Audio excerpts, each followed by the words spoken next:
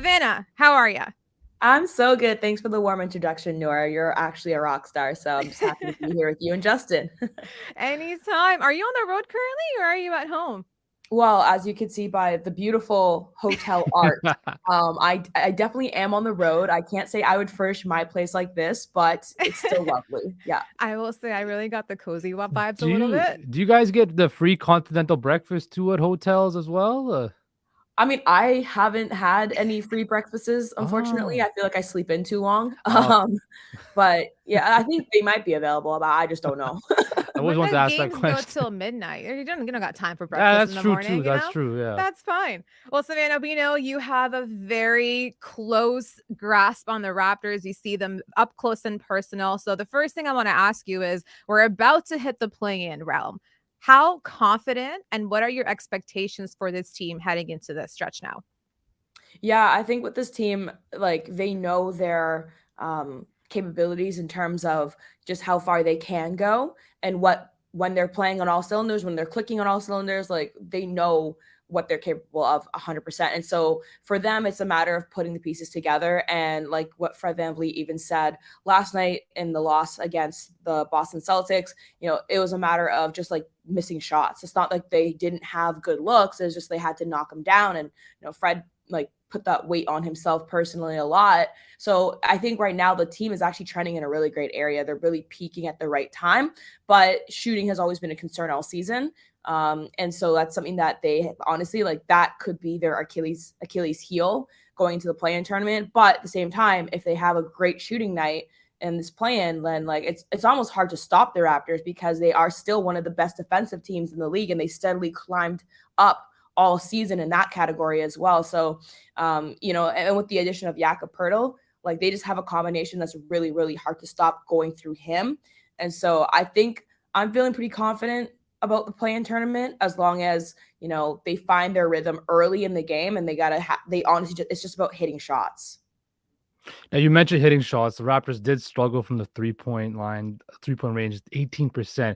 But I want to talk about Gary Trent Jr. We saw him back in the lineup. He played 16 minutes. Again, you saw the rust was there. How important do you think Gary Trent is to the Raptors having success in the play-in and then potentially in the playoffs? Oh, he's crucial. Like you think about him now coming off of the Raptors bench, especially, he gives such a extra added boost. And yeah, you're completely right. I think it was rust last night. I'm not too concerned about, him getting his rhythm back. Like he'll find it, I'm sure, sooner than later. He's the type of guy that puts in extra shots when his shot wasn't falling during the game. He'll stay after a game and and continue to find his rhythm. So, but when it comes to just what he brings, he's such an offensive power for them, and like without Gary, they've struggled from the field. Like this is not the first bad shooting night that we've seen, right? They struggled against Miami. They struggled against the 76ers, especially in the first half. And like with Gary, at least when he's coming off the bench, you know exactly that you're going to get a sharpshooter or at least somebody that the other team has to guard from distance, which then also opens up the court because now you have to get rim runners and you can get other guys coming off and making sparks off the bench as well, or just embedding him into the starting lineup. How many times have we seen that too, where like, instead of maybe Yak out there, we have Gary out there and other guys are shifting their positions. But he definitely is an option. He's a great threat on the court to have. And yeah, I think he's going to bring a huge boost coming off the bench for them. I think the best part about having a team that you can pretty much rely on any guy to go off any given night, whether that be, as you mentioned, Gary Trent Jr., you've got Fred VanVleet, who Mm-hmm. had an historic night the other night. There's obviously Pascal Siakam, who's leading the team in points. Going into this play-in run, we kind of have to now rely on one person to take the reins and take the burden of the team to make sure that the vibes are there, but more importantly, the offense and the defense is there too. So who are you thinking in terms of importance on the Raptors team right now should be given that position going into this play-in run? Oh man, like literally, like when I say it has to be all in, like I was really thinking about like this question when you sent me it earlier. I was kind of thinking like, okay, like who is going to be that guy for them?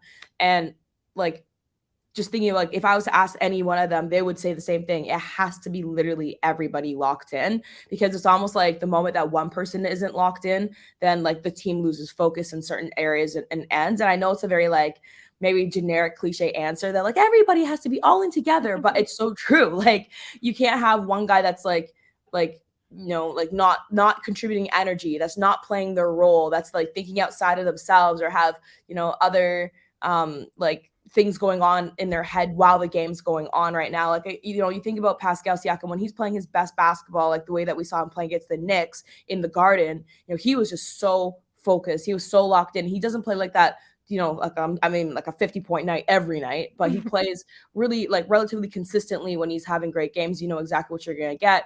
And then of course with Fred, like he's been playing better basketball in my opinion, like as of more so recently because he's been facilitating. Like he had that franchise record of assists, and I think that's just like a really great role and skill set that like Fred has been utilizing as of more like recently, instead of like taking just solely all the scoring load. Like he's distributing it a little bit more, and like that's what's finding success for them. So like I think like maybe those two are the engine of the machine that they have going on. But then you think about X factors like Precious last night too, right? Comes off the bench, has a 16-point night after having a bit of a rougher stretch of games as of recently. But he got his time, he made the most out of his minutes, and honestly, he kept them in the game for a lot of that coming off the bench. And then for the most part, Chris Boucher is actually very consistent coming off the bench as well. And so like, if he's not bringing energy, then that could, that'd be a hit to the team. Like if they're not playing well, or if they didn't get that strong start right away. So when I say it's such a collective effort with this team, which is, it's not like one guy's carrying the load, but which could be a bit scary because, like let's call it for what it is. Like we don't have like a huge name on the team the way that like other teams do. I'm talking about like the Luka Doncic's, the Giannis Antetokounmpos and stuff like that. That would normally be the one to like, this is the guy that you have to rely on. Instead, the Raptors have spread it out in a way that like everybody like seriously brings a huge piece to the pie. And if they're not clicking, then almost like the whole thing doesn't quite work. I want to talk about a guy who gets kind of slide. We talked about, of course, Siakam, all the big names, Gary Trent. I want to talk about Jeff Dowden Jr., a guy who has gained a lot of trust from Nick Nurse a lot. He's played up to 29 minutes, and we know how stingy Nick Nurse is with his minutes.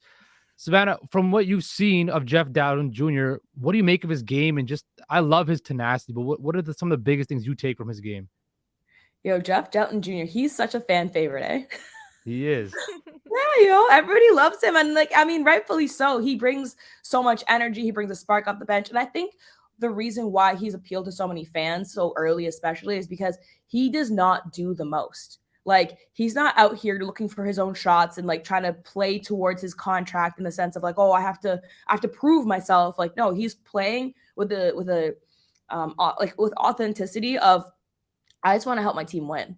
And if that means me like passing up the ball, or if I'm driving to the rim, I could theoretically go up for maybe a contested layup, or I could kick it to OG. Like he almost makes other players look good. Like not that they don't already look good, but then like he gets them open, he gets them availability. He's a true point guard. Like he's a true backup point guard.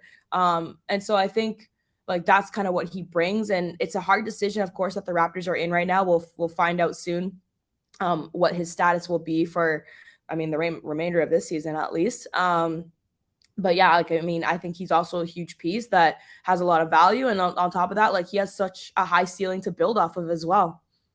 Yeah, the Raptors do meet tonight with Masai Ujiri, Bobby Webster, and Nick Nurse talk about Jeff Dowden Jr. and his future with the Toronto Raptors. But real quick, before we let you go, Savanna, what are the odds of Masai running it back again next year with the same core? Ooh, so my theory that I had, and this is strictly Savanna's thoughts, not a reflection of anything. My theory that I had in my head is that because they didn't make any huge moves in trade deadline, obviously now looking back, it's a huge move that we got Jakob because of the way that things have been flowing. But they, like with all the trade rumors circulating around OG and Fred and like a lot of the guys, I felt like the entire trade deadline was about the Raptors. But nothing really came out of it. I feel like that was almost a double down. And I do think that there probably has to be a move made in off season. I think we'd be a little bit like naive to think that like they could keep everybody and like these contracts and like they're bigger and stuff like that. Like you don't want to get too close to the luxury tax, or you don't want to go past it or whatever, unless like that's a distinct choice that they want to make. But yeah, Yeah, But we otherwise, like do I have do 3 players pretty much coming up for contract this Yeah. offseason, and we know Wow. nobody else is gonna be covering this like Savanna Hamilton will be covering it. We've put her socials on everywhere on the screen. Go follow her, check her out everywhere. If you can't follow her on socials, turn on your TV and you'll find her right there. Savanna, thank you so much for joining us today. Thank you for taking the time. Up next, stick around for Moda Keel to talk everything NBA, and we'll see you guys soon.